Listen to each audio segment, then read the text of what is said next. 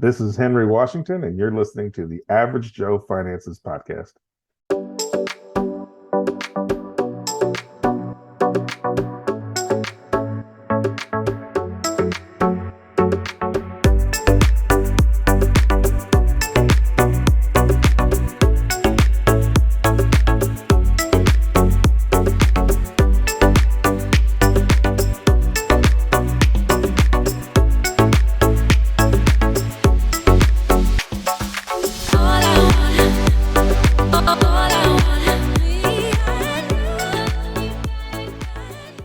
If you're watching this on YouTube, make sure you smash the like and subscribe buttons.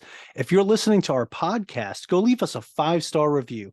All of our links can be found in the video description or show notes below.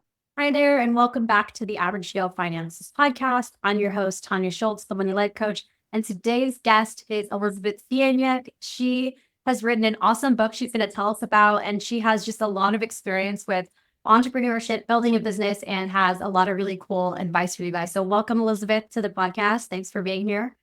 Thank you, Tanya. It's great to be here. Yeah, so just let's jump right into it. Just, tell us a little bit about your story, your background, and who you are. Sure. I like to tell people that I took the scenic route in my career. So I definitely bounced around a bit, trying to find my right path and my right journey. I started out in very different fields than where I ended up. And I always thought I was going to go into creative writing, actually. This is what I thought in my undergrad. And I made a bit of a hard pivot into business school and in the finance space and ended up working in that capacity for a while before saying I fell into technology. I had an opportunity to move from the East Coast to the West Coast. And through that, I was merely tapping into my network, some from my alma mater, some from just personal connections, trying to get used to my new environment. And it was around the time I was finishing my MBA in grad school. And I had spoken with many people from my alma mater who were at Cisco, big technology company. And I was really more having those questions of how do I get to know the new area? What are the places to get? What grocery stores do I go to? Trying to get adjusted and acclimated. And I ended up having somebody there say, hey, you should give us your resume. You should explore opportunities here. And I remember joking, laughing at the time, saying, I'm not a technology person. This is not for me. And he rightly pointed out the whole fact of it's a big company. We're a large organization. There's a lot of different functions, a lot of different facets. So I gave him my resume, one thing led to another, and I ended up getting an opportunity there. But I think coming inside of a technology company and not having that background or pedigree was actually a really useful thing because I came at everything with fresh eyes. I would come in and face a problem or a process, and I wasn't encumbered by the experience of how it's always been done or the way I was trained in school. I was just coming at it from more common sense every day. Why do we do this? Why couldn't we do it this way instead? And my previous experience was in other industries. I worked in publishing for a bit. I'd worked in marketing for a bit before and really finishing up my MBA. And I think having that different perspective really opened up some opportunities that I was probably a little too naive to realize. That's maybe not a door most people would bang down. Yeah. And I got an opportunity to ask why a lot, which is probably my favorite question, not from a point of annoyance, but just from really generally wanting to know and understand. Yeah. And that led me eventually into a strategy role there. And inside of the strategy role, I started looking a little bit more at how come our corporate strategy, we're focusing on these areas that are very tangential to our existing business. Like, why aren't we doing these moonshots? Why aren't we doing these big things that could really disrupt our space? Because technology is always changing. Yeah. And really poking at that and checking, say, what if? I had a very patient manager, if you will, who was open to challenges and new opportunities. And he gave me some runway to explore. And I ended up really poking into an area of augmented reality. At the time, I was working in the collaboration space, so video conferencing, remote collaboration, looking at augmented reality and how holographic meeting experiences could really disrupt the way we currently did business. And to make a very long story short, I'll just say I ended up identifying an opportunity, thinking someone else would do something in that space. And then that someone else turned into being me because nobody else was to step up. And so many years later, I ended up running what was essentially a small startup inside of a large technology company to build something in this space. And at the end of that project, I started writing down my lessons learned through it. It was an 8-year journey of leading this wild and crazy endeavor.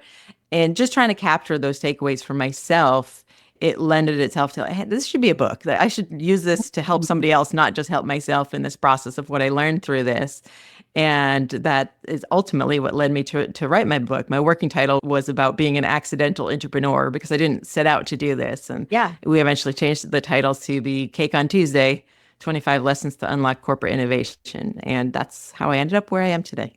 And we are today. That's really interesting. Yeah, because you were going by your whole career has been like going by the opportunities that are coming to you, not just like trying to force something or make something happen a certain way. And it sounds like it's ended up all working out. What have been some of those challenges? Like you said, what have been some of those challenges for you along the way that you're like, what am I doing? Why am I technology?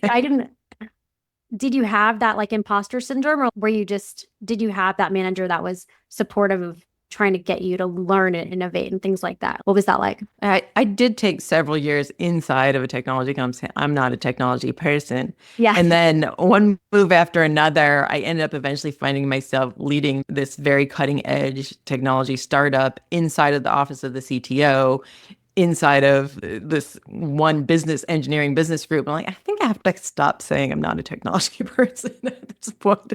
But it did take many years. I think for a long time, I claimed that title of outsider looking in before realizing if you really want to do something different and disruptive, sometimes you have to be on the inside and say, how can we change our approach looking outward?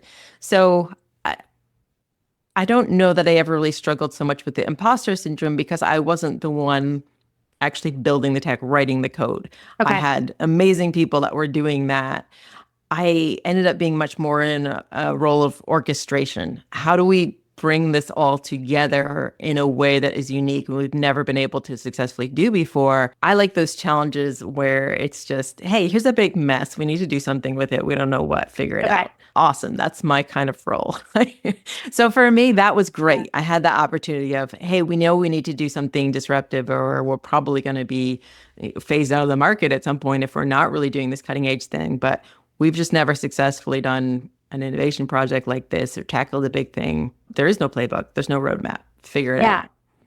Yeah. Yeah. That's really cool. It's just, I think that's really an important part of anything is like, how can we do this differently, or what can we do to make things better? And that's like what you said, you're like I'm like naturally good at figuring this out, which is sometimes people question themselves so much, especially entrepreneurs. Am I doing this right? Or should I start this thing? And we just go back and forth on everything. The fear steps in the way. I know one of the topics of the beginning of the book is on just starting and making that happen. Explain a little bit about that concept and what that means to you. Yeah, one of the chapters in that first section is titled Go Outside. And I tell a story just reminiscing of I grew up in a rural upstate New York, and of the geography and generation where the answer to everything was my mom was constantly just send us outside. You don't feel good, go outside. Like you're bored, go outside. Whatever the case is, just go outside. And I think that was so ingrained in me as a kid. That's just my natural default now. Like when I get stuck in a problem, I'm trying to think, I'll just go pace or walk around the block or just go somewhere and just get a fresh perspective. And I use that as an example, say, when I first started applying this to strategy inside corporate America, I was surprised, again, not being encumbered by this is how we do it at big consulting or this is how we do it in Ivy League. I was just coming in and saying, hey, how come we're building this long-term strategy and nobody's going outside? Nobody's going to talk to other startups in this space, or who's investing in what areas in this space, or what's new cutting edge technology that wasn't around a few years ago that we should probably factor into our long range plan. It's really a lot of, to their credit, very smart and talented people with great pedigrees and experience, but largely looking at here's what we have today. If we just focus internally on that, how could we make these incremental improvements to make that better? And there's a time and a place for that. But if that's all you're doing and you're not going outside, you're probably going to miss a much bigger picture element to your long-term strategy. Yeah, because then you can't really innovate, or it just takes you a lot longer. You're behind the curve. You end up falling behind the curve on something. Yeah. Never try something. Yeah. What advice do you have? I think, and just in general, like literally going outside. Because I feel like Figuratively and literally, yes. we get so stuck on our devices nowadays and just scrolling, and we can't make decisions because we're bombarded with information constantly. So I think that's one of the biggest things that I have to do almost daily. Basically, I even make myself when I don't feel like it is literally going on a walk with no music or sound. And then that's when those ideas come to you, right? And flow to you. Yeah. And you open up the space for that to happen. So I love that you brought that in. Yeah. There's a reason people have phenomenal ideas when they're in the shower or Yeah. just throwing a frisbee at the park with their dog or whatever the case is. You're doing something completely different. And there's a ton of science behind that of unlocking different parts of your brain and giving parts a rest and accessing that creativity. And that's so important. We all know it at a conceptual level, but actually applying it can be hard when you have deadlines and meetings and everything else. Yeah. Yeah. It's easy to make excuses like, oh, we need to be checking in on something. That's been so driven in our society too, of like being busy, this busyness. Yeah. That actually makes us sometimes not be able to get creative ideas. Yeah. Yeah. I think we look at it taking that quiet time as a luxury a lot of times. It's like when I have extra time or if I want to spoil myself, I'll take that extra opportunity. Yeah. But if you really think about it from a point of optimizing efficiency, you are going to get your best ideas when you are fresh and have a unique perspective. And going outside, again, figuratively or literally, is often something that will allow you to do that. So if you look at it from an ROI standpoint, you can stay in your office for 4 hours trying to solve one problem, but there's a good chance if you go for a 20-minute walk, an idea might come to you that you're not going to get to in those 4 hours inside of your office. So the efficiency is actually there. I think a lot of times too, it's just, we're almost like, that's too easy. That's too simple. It's got to be harder than that. Yeah, it must be. What's, even with financial coaching, it's like a lot of people know how to it's usually basic numbers, right? But it is like that emotional side of it. Same thing with health. Like most of us know what we should be doing to eat healthy and be healthy, but we don't do it. So there is like that habit and that consistency that you talk about too, of have to keep showing up and doing something consistently over and over again to get the result. You can't just it doesn't just happen overnight. Oh, 100%. 100%. I think that's why even in my book, it's 5 sections that are all talked about the innovation journey, if you will. But the first 3 are all about starting, different facets of starting. It's like, how do you actually start? How do you get that idea? How do you hone that in? How do you make it really simple? How do you package it up in a way that somebody can consume it? And then, okay, once you have that idea, like, how do you put that into motion? How do you overcome inertia? How do you get that moving? How do you build momentum? There's so many hard pieces to starting that once you do that and you unlock that potential and you unlock that momentum, then things will start building.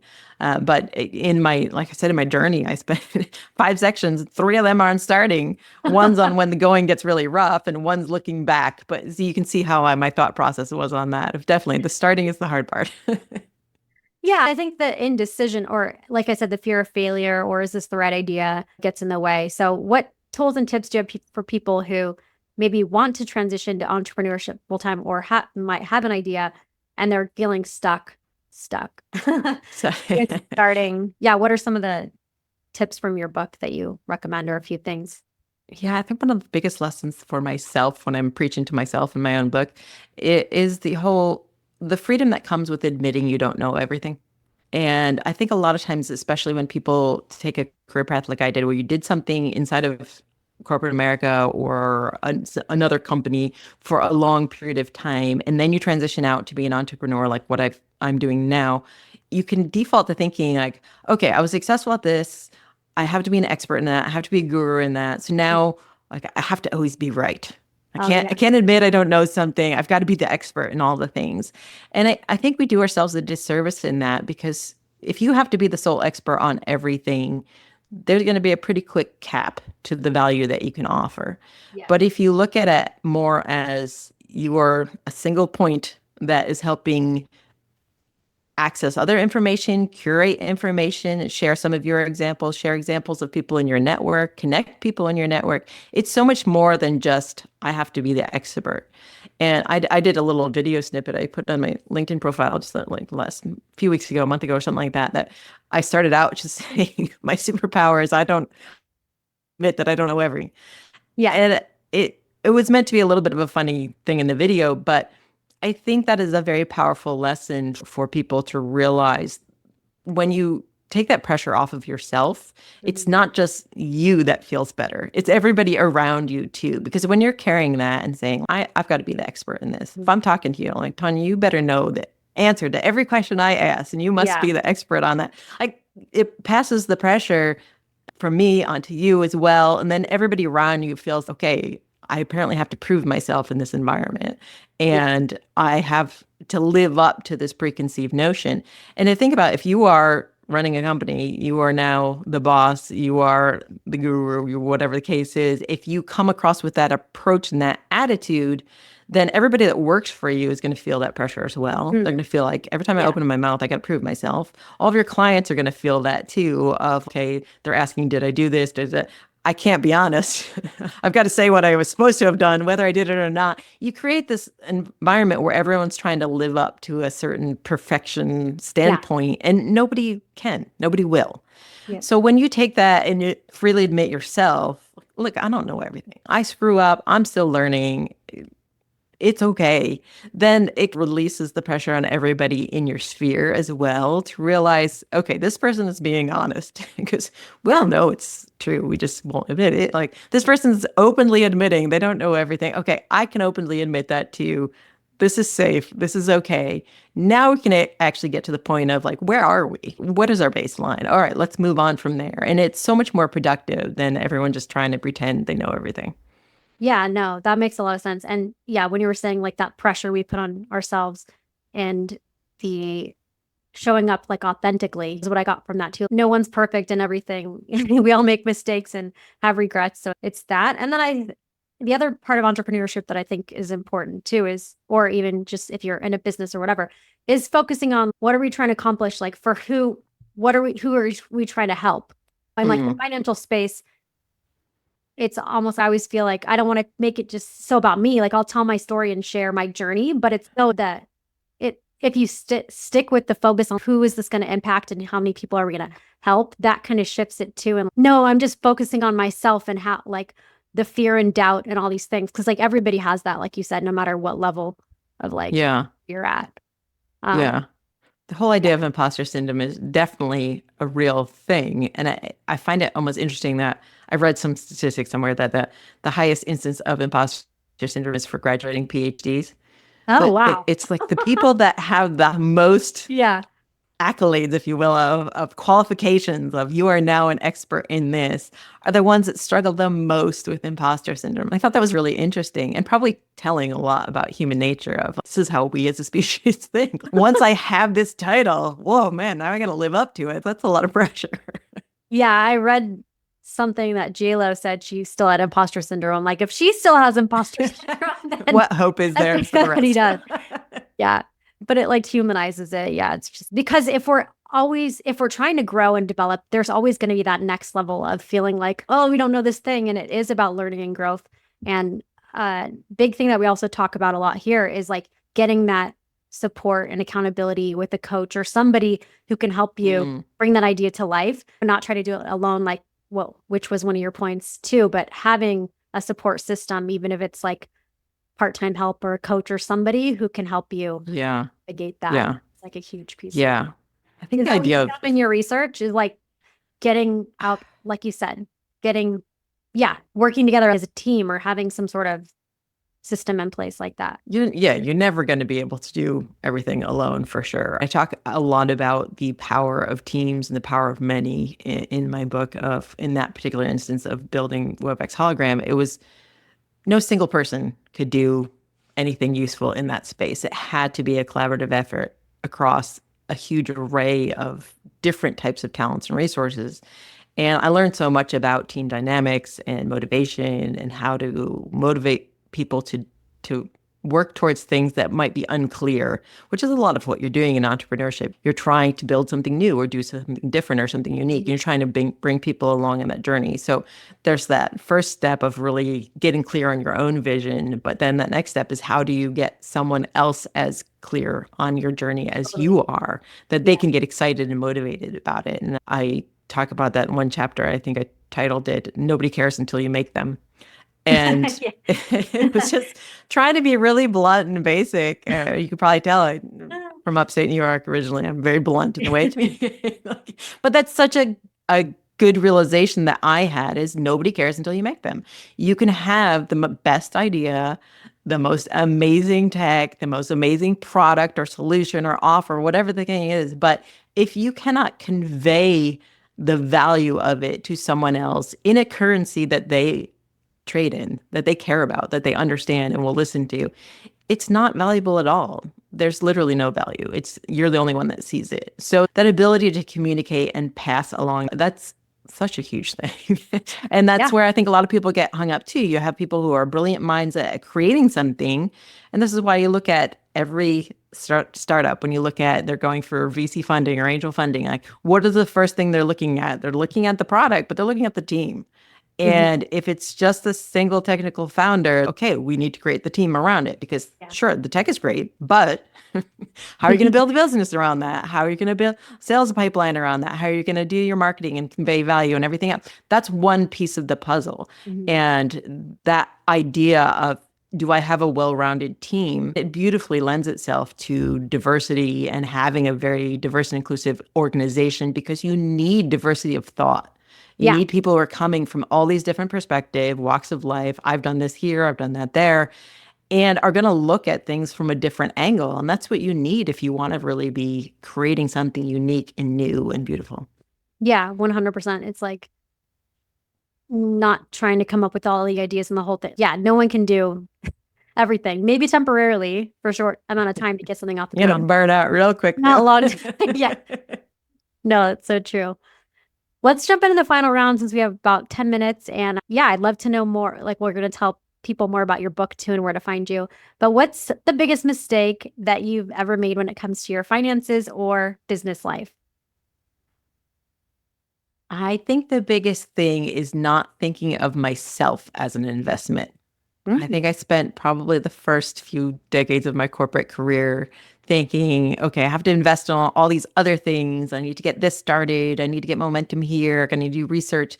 But now I'm thinking of the fact of if you're going to bank on something long term, you should be investing in yourself. And that whole concept of it's an investment you're very much going to care about. You're going to feed and be around and motivate and be involved with for the long haul. I think that's something I would have told my younger self earlier of think of yourself as a long-term investment. Think of everything that you're doing right now. How is that going to help your future self? What are the things you wish you had started sooner? What are the things that you might look at as the luxury of taking time, taking a chance to unplug, recharge, whatever that case is, but whatever is going to help you optimize your own efficiency, that is worthy of focus and investment. You should be treating it like an investment, just like you are your financial portfolio, your house, your other assets. You should be looking at yourself the same way. Yeah, no, I love that. That's a huge topic here too, is just getting that support and investing in yourself for sure. What's something that you've learned that you wish you knew when you first started out? I don't know. Let's pertain this to writing your book. What's something that you wish you would have known when you first started out? Oh, specific to writing the book. That's interesting. Yeah, because there's authors on this, entrepreneurs who, a lot of them want to be authors or things like that too. I honestly don't know if I wanted to have known this because the whole thing is once you know something, would you still have done it? But I think that the learning I had is not realizing that the first 90% of the book is like 10% of the work. It's that last 10% that's 90% of the work. And, which is interesting because so much of my book is focused on starting. Yes. But in this particular scenario, it was the ending that was really hard. I think wrapping it all up together and making it something that is useful, not just to you, but to other people, and packaging it in a way that can be consumed. I think that was a real learning for me is that last 10% is a lot of work. It really is. But that's when the magic happens, when you really pull all the pieces together. That's when it really gets good. Yeah, I always think of that when I watch those like home renovation shows. It's like they get so much work done, and then the last 10% It's a takes giant mess till like right before they're coming home, right? everything trying to come together. Yeah, it always takes the longest. So that's really It always looks worse before it gets better too. Yes. yeah. Do you have any tips or tricks that you would recommend to someone getting started, let's say in entrepreneurship or on the path to figuring Yeah, I out think life? the whole idea of starting, I do go into this quite in depth in the book, but I think the simplest little piece, I think back to a creative writing professor I had in college that when he was talking the concept of writing, but he was saying the best way to get past writer's block and to get something on the page is to just start. And you hear that and you're like, wait, what? Explain that a little. But his whole point was when you're facing writer's block, you're facing that blank page, and it could be a proverbial blank page for whatever problem you're currently facing or thing you're trying to start. When you simply are just stuck, he's just start writing. And his point was you put pen to paper and make it move. It doesn't matter what comes out of that. It could be a doodle. It could be nonsensical words. It could be things that are just like, there's no flow here whatsoever. But there's something about starting that unlocks that momentum. And once you've overcome that inertia, it might be the second page, it might be the fifth page, but you'll start getting into good writing. You have to just start. So many people there will sit and stare at the blank page and think, I'm going to wait till I get the inspiration. Yeah. And it might never come. But if you might end up with a page or two of throwaway, but just starting will help you move forward. So I would say the best thing about starting is just do it. Still Nike's slogan. Yeah, exactly.